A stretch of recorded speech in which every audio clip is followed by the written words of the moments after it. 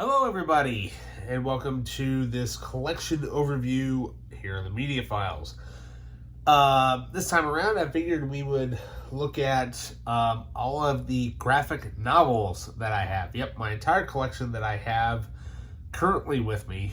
Don't believe I have anything else. Look here. Nope.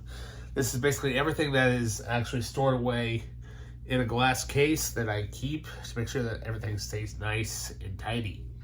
We got quite a bit of stuff to go through here, so let's see what we got here on the Media Files. Welcome back. So, so some of these comics I've owned for quite a while. Others I have found at Ollie's. Yeah. Now, obviously, I've taken the stickers off, but I know which ones I got at Ollie's and which ones I didn't. But this one, God, I really love this series. We have, from old school 60s, we have Batman 66 meets Wonder Woman from 77. Yeah, Adam West and Linda Carter as, Batman and Diana Prince. I really wish we would have had this series way back in the 60s. Obviously, I wasn't born in the 60s, but I'm just saying if we had those actors still around, what an awesome team up that would have been. So up next, we have, I got this at Ollie's as well. We have Batman 66 meets Steed and Mrs. Peel. Yeah. Batman and Robin meet the British Avengers. Yeah.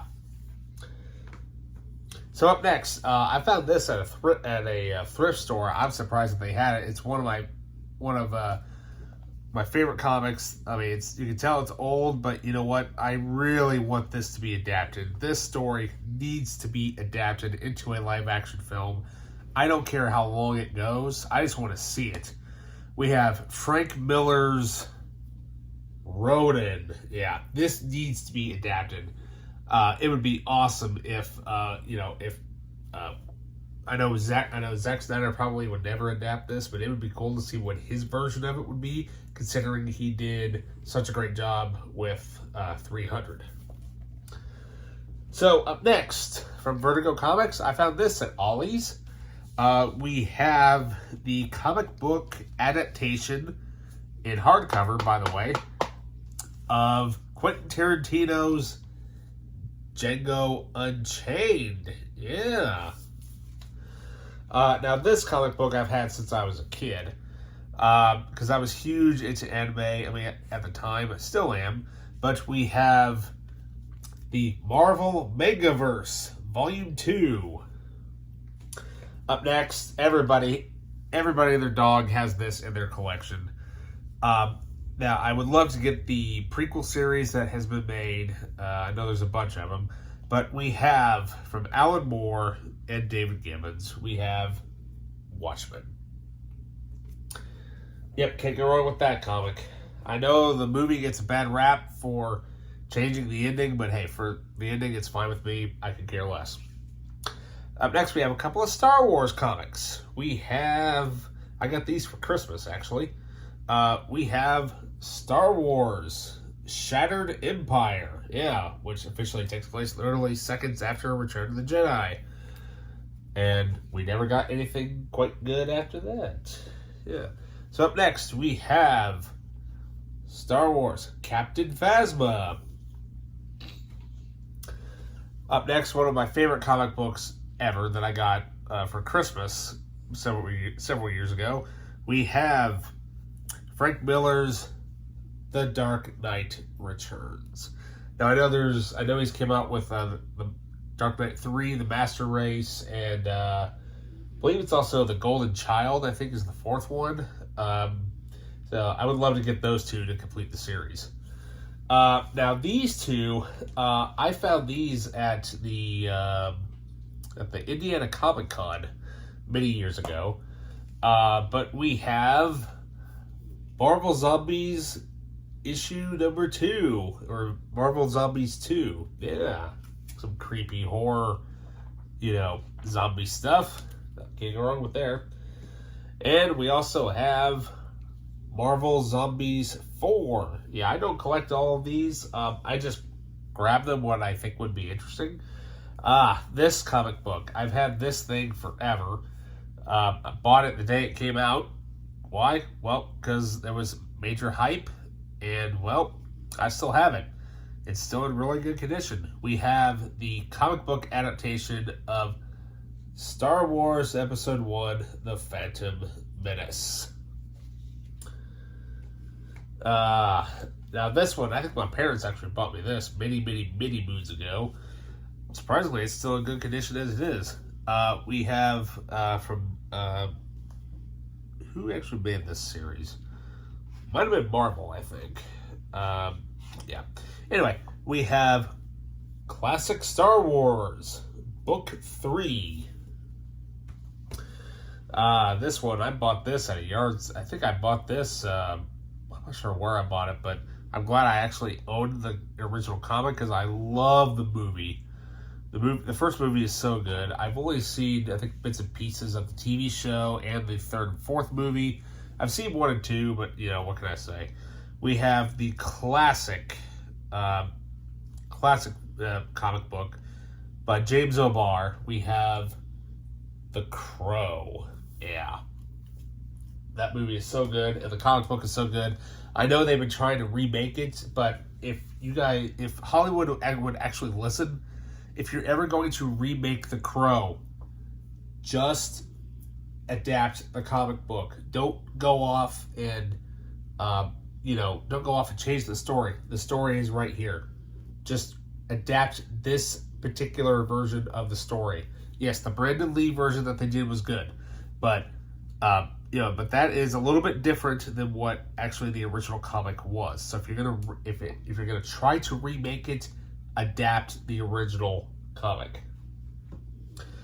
Up next, we have the second book in the Frank Miller series. We have The Dark Knight Strikes Again. Yeah, I hope that DC films, or the animated, I hope they do an animated version of this like they did with Dark Knight Returns. That was so good. They need to do an adaptation of all of them. Now this one, I've had this ever since it came out. Have the game, bought the toys. It's still in really good condition, surprisingly, after all these years. We have Star Wars Shadows of the Empire graphic novel. Yeah, the basically Star Wars, it's basically 2.5, in between, basically everybody and their dog knows it, it's in between Empire and Jedi. Now this book, that's funny, actually I did not know that.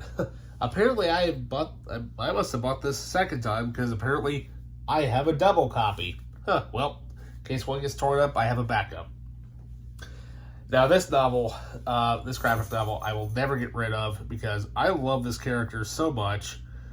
And, I really wish that they would officially make her canon, because her opponent, or rather the villain of that trilogy, is basically canon. Get this character canonized, Disney. Quit being lazy. Just do it already. We have Star Wars Union. Yep. With Luke and Mara Jade. Would we please finally get Mara Jade live action somehow? Because I know there's a fan film out there that's so good, and there's art that's been done, but, what can I say? I don't own it, but whatever. Up next, I bought this at the comic book convention, and, we have, based off of the awesome video game franchise, we have Mass Effect Foundation, Volume 1. And also, I believe we also have, it's down here somewhere.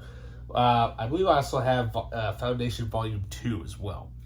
But I've had this since I was a kid, and I remember drawing a lot of pictures off of this, because I used to draw an awful lot when I was younger. I would love to see this adapted as either a live-action one-off, or an animated, or something like that. But we have Star Wars Darth Maul. This storyline is awesome. It's so cool. And it shows him basically kind of becoming the Sith, Lord that we eventually get to know him as. But not only that, he even fights without, there's a fight scene that happens without his upper half of his cloak, which is actually kind of cool, because we never Because at the time, all we really knew of Darth Maul was just, the facial tattoos. We never saw any of the body. That's funny. It still has the Walmart sticker on here. Don't know if I can get it off after all these years. Maybe it'll come off here. Hang on just a second. See if I can get it off here. Surprisingly, yeah, it's actually going to come off pretty easy. So we have the graphic novel adaptation of Star Wars Episode 3, Revenge of the Sith, which, by the way, features a scene that was not in the final film, particularly Padme being thrown into a wall. Yeah, this is adapted from pretty much almost the final script, but, what can I say? There is, how come we didn't get a few scenes of these in here, George? I mean, it would have been awesome, but, hey, what can I say? It's an awesome comic.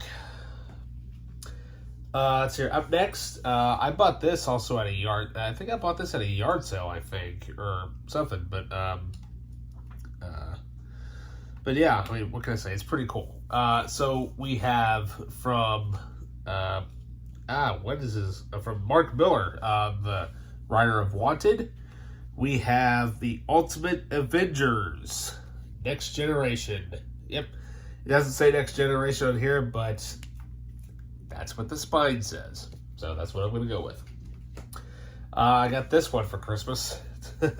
My parents, several years ago, they got me a couple of Batman comics for either Christmas or my birthday. I can't remember which one. But anyways, from Frank Miller, awesome movie adaptation, animated adaptation, by the way. We have Batman Year One.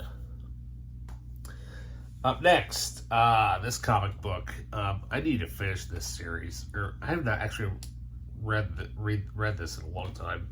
But we have from Mark Millar, we have now a major motion picture from Universal Studios, or Universal Pictures, whatever it is you want to call it. But we have Wanted, yeah, the original comic book. And I would love to, I need to sit down and reread this comic and compare it to the movie, because I know there are some differences between the movie and the comic book.